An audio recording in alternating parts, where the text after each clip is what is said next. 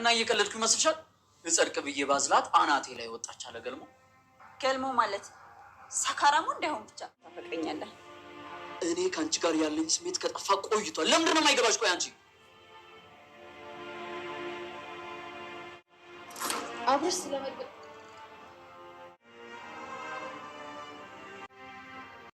ብር ይዞ መጣ ብር ለአንተ ምንም አይጠቅም ብዬ ሳስብ ምንድነው እንደዚህ አይነት ነገር ሚስጥር ቢሆን ትትና ይኸውልሽ ከመጀመሪያው ነገርሽም ቢሆን እኔ ብዙ ሰዎች ስለማውቅ ነገሩ እንደዚህ አይካረርም ነበር።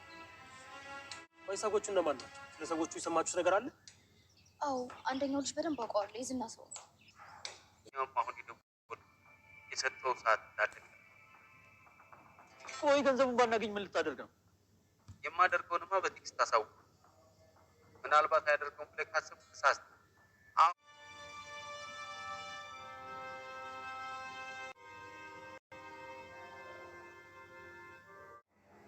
ያንዷ ሲገርምኝ ጭራሽ ሁለት ሴት ምስለት ወለውለኝ ነው።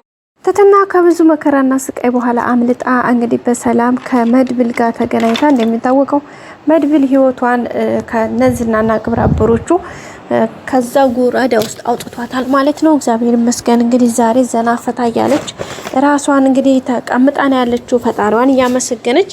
የሚገርመው ነገር እዚህ ከመጣች በኋላ መቼም ህይወት ይቀጥላል ነውና እዚህ ከመጣይ በኋላ እንግዲህ እንደሚታወቀው በጣም በከባዱና በሚገርም ሁኔታ አሁን ሌላ ህይወት ውስጥ ነው የገባችሁ ማለት ነው። እሱም እንግዲህ የፍቅር ነው። ይሄ በርግጥ ታስቦበት ወይም ደግሞ ፍቅር በነገራችን ላይ ይሄ በስሜት ነው። በቃ እናንተ የምትወስኑት በፈለጋችሁ ሰዓት የምታመጡት ተፈለጋችሁ ሰዓት የምትወስዱት ወይም ደግሞ የምትመልሱት ነገር አይደለም። ይሄ ሲሆን ያለ የሚሆን ወደፊትም ሊሆን የሚችል የሚቀጥል ነገር ነው። እናንተ ስላልፈለጋችሁ የምትተውት ነገር አይደለም።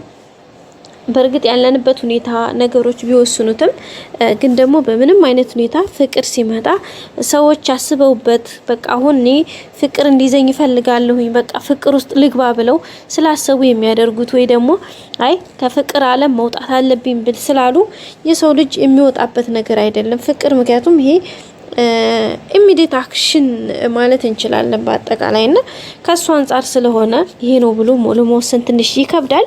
ግን ቢሆንም እንግዲህ ትትና ከመጣች እንደምታወቁት ህይወት ባልጋ አልሆነችላትም። እነዝና እስካለችበት ድረስ ሲያሳድዷት ነበረ። እንግዲህ አሁን ላይ እግዚአብሔር ይመስገን ከዝና ወጣለች። ግን መድብልና ያ ልጁ ያፈላለጓት ነው። ግን ያው በሰዓቱ እንግዲህ በመድብል አማካኝነት ህይወቷን ታድገዋታል ማለት ነው። ህይወቷ ተርፏል። አሁን እዚህ ጋር ከመጣች በኋላ ደግሞ የመጀመሪያው መድብል ቢሆንም ከዛ በኋላ ደግሞ መንገራ አግኝተው ያስጠጓት ከዛ ምስቲል አሁን ድረስ ራሷን ሆና እንድትረጋጋ አብረዋት ያሉት እንግዲህ እና አብርሽና ጓደኞቹ ናቸው። እዛም ካለች በኋላ እንግዲህ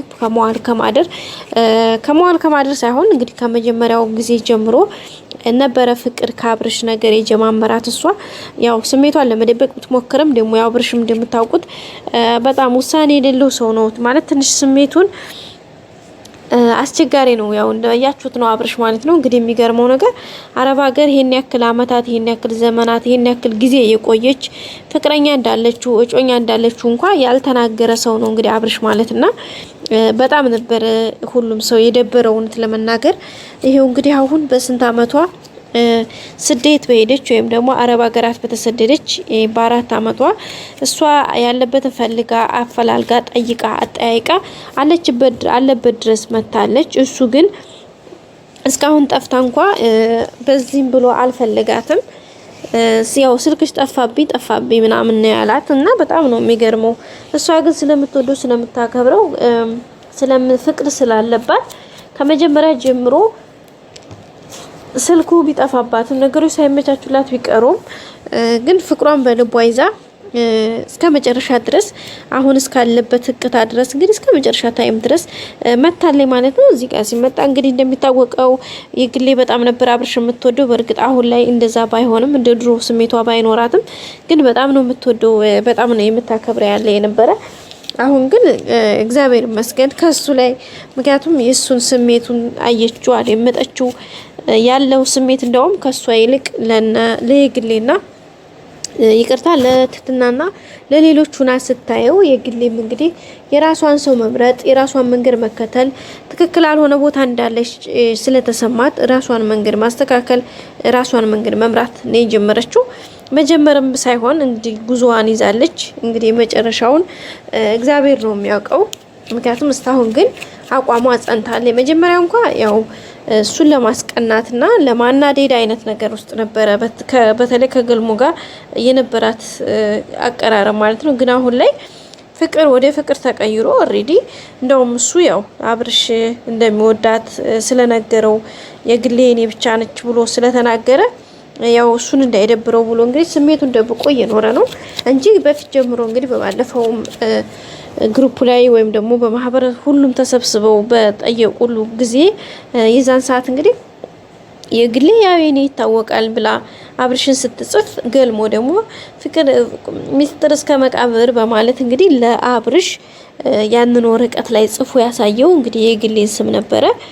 አብርሽ እንደው ማመን እስከሚያቅተው ድረስ ግን አንዳንድ ወንዶች ማለት ነው የጣሉባቸውን ነገር ውሻና ወንዶች በነገራችን ላይ የጣሉባቸውን ነገር ሲያነሱባቸው አይወዱም። እና አብርሽም እንግዲህ እሱ ስሜት ነው የተሰማው።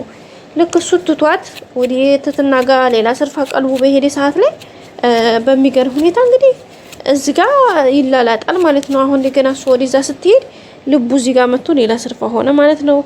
ትትናም እንግዲህ መድብልን ያክል ወንድ ጀግና ብዙ ነገር አንደኛ ባለውለታዋ ነው።